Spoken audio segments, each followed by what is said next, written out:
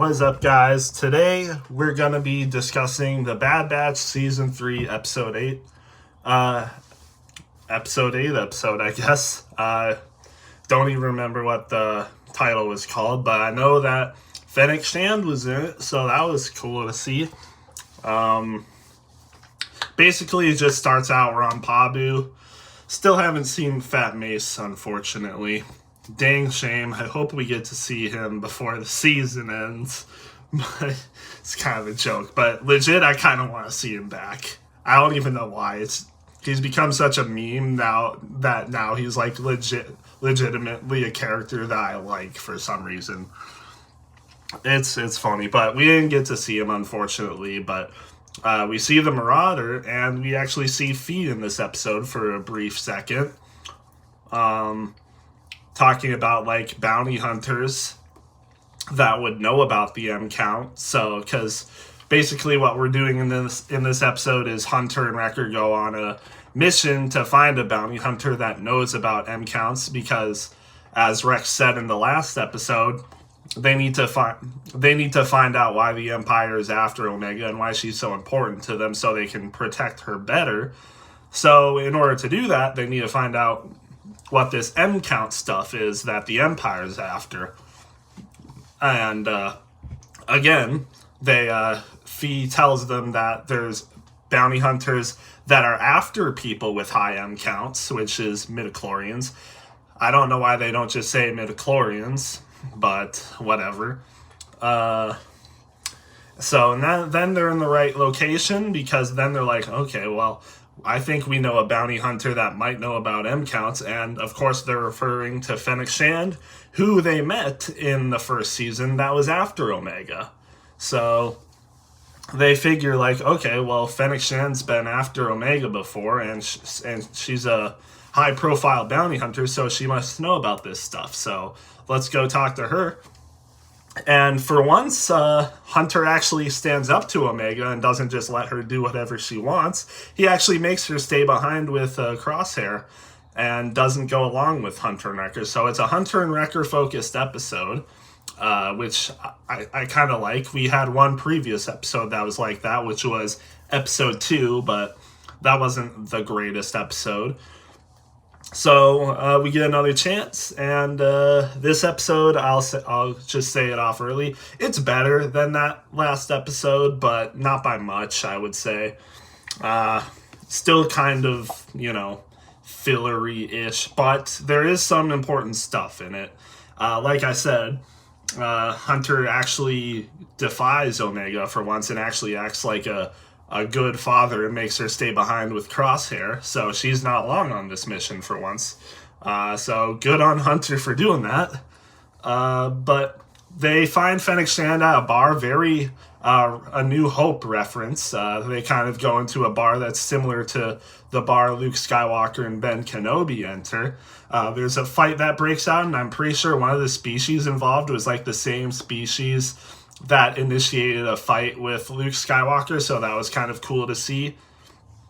The freaking guy just shoots him. I forget what species they were, but he shoots the A New Hope bar guy species, and then the bartender just whacks him over the head, which was kind of funny.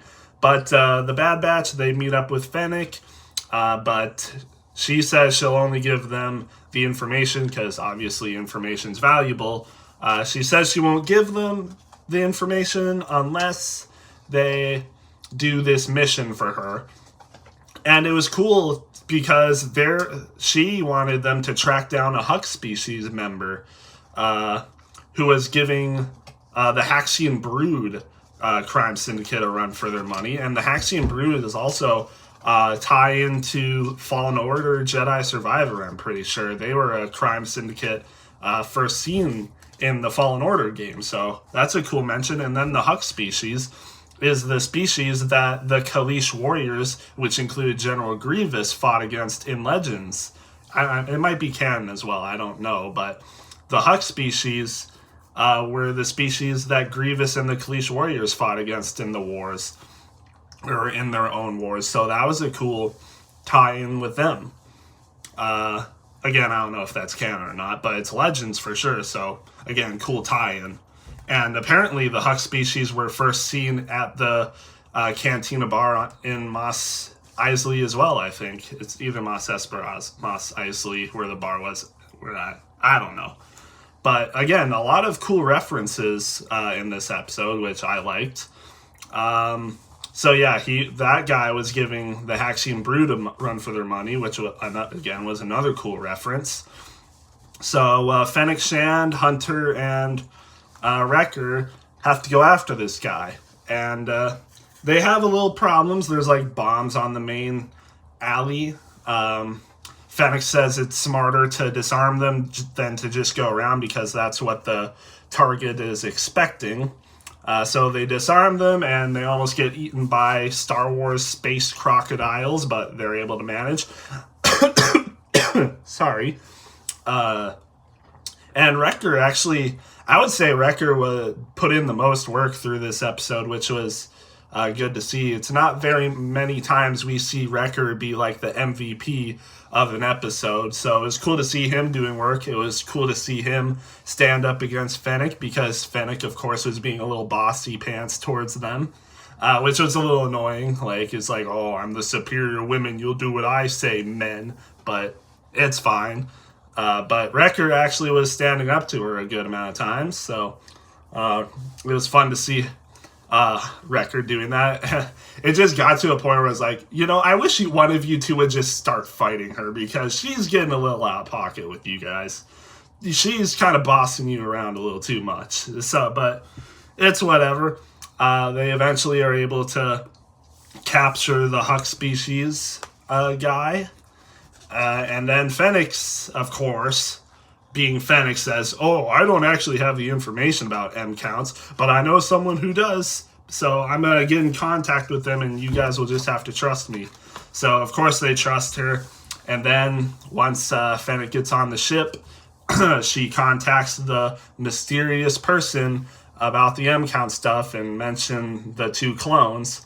And she's like, yeah, this is a little interesting. You might want to check this out. And, woo, I wonder who this is. Who's someone that Fennec Shand would contact that knows about midichlorians that we've seen in the trailer already? I wonder. Yeah, it's Asajj Ventress. She obviously contacted Asajj Ventress. So hopefully we actually get to see Asajj Ventress in the next episode, because that could be pretty cool. So, Asajj Ventress is coming soon. Maybe next episode. We'll just have to wait and see. Another thing I'll mention in this episode, before Hunter left without Omega, he did tell her to, keep an eye on Crosshair and talk to him about his hand, because, his hand's not working very well. He can't snipe like he used to. So, Omega wants to talk to him about that and get his hand checked out. Maybe AZ can help it. Turns out AZ couldn't really do much more about it, but he suggested that maybe it was a mental thing. And Hunter obviously was a little mad about that. But Omega suggests that he should meditate on it. Like, he should legit meditate. And he's like, they had some good moments. He's like, where did you learn that? And she's like, a Padawan like Gunji, remember from season 2 when they meet Gunji, Gunji taught her how to meditate on Kashyyyk. So he's like, wow, I've really missed a lot. So you can see Crosshair's definitely regretting his decisions and stuff, and man, he really wishes he was with them now. Man, all the stuff they did without him and all that. It's cool to see Crosshair have this, moment, but he's still the same guy, it's not like his personality is completely changing, but it's like he's growing, which I like to see, because I love Crosshair's personality. It's a lot different than what we normally see in Star Wars, where it's all happy and optimistic. But Crosshair, he's more of a down-to-earth person. He's a realist, basically. I wouldn't say he's a pessimist 100%. Sometimes he is, but I would say he's more like a realist. And that's a refreshing thing to see. Ryan Kinnell and Mahler, even though they hate this show, they actually like Crosshair as a character because of this. which again I like too. He's definitely my favorite character out of the whole Bad Batch, besides maybe Echo. I do like Echo, so it's between him and Echo for sure. But because you know me with Clone Wars, I can't let go of Clone Wars characters, so obviously Echo is gonna be hard to beat. But yeah, it was cool to see those moments between Crosshair and Omega, which I would probably say Crosshair was definitely close to being the better character in this. But again, Wrecker, he did some work fighting off those crocodiles, and he was the one that got the edge on the Huck species who almost fled. So yeah, it was a decent episode. Not great, kind of filler, but again, some cool stuff in it. I would give it like maybe a 7.2 out of 10, maybe a 7 to a 7.2 out of 10. So like a C tier episode, but it was still okay.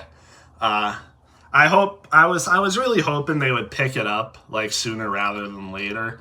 Like some of these things just don't really seem to matter. It's just more filler stuff.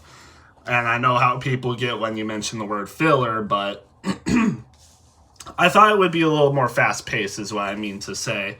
Like, it's not as filler as, like, some episodes from season 1 and 2, but it's still kind of like that. And I just wish we got to see more, like, I don't know, stuff that mattered, basically. More stuff that mattered. Like, more clone-centered stuff. Like, the last 2 episodes were amazing. I loved it because it actually felt grounded. It actually felt focused towards, like, a big goal and stuff. Like, we had Rex, we had all the clones and stuff. But it was not that. There was another moment I forgot to mention. Omega feeling obviously guilt that a lot of Rex's men were killed basically because of her. So some self-acknowledgement, like she's kind of been a burden lately, but it's kind of it was kind of a good moment for that. It's like at least she knows like that she's kind of troublesome. She's not like, oh, look at me, I'm doing all this stuff and I have no consequences. No, she kind of knows there are consequences. So that's kind of nice. But again, this was just an alright episode. I'm hoping we get some... We got, what, 6 episodes left or something? There's 15 episodes, I believe. So 6 episodes left, I'm pretty sure. So, again, hoping they pick it up. Hopefully all this stuff pays off. And hopefully this finale coming up in almost a month now is going to be really good. And I hope it will be impactful. But so far, I wouldn't say this season is great. But we'll see how it goes. Like I said, we got episode 9 next week. So we'll see you then.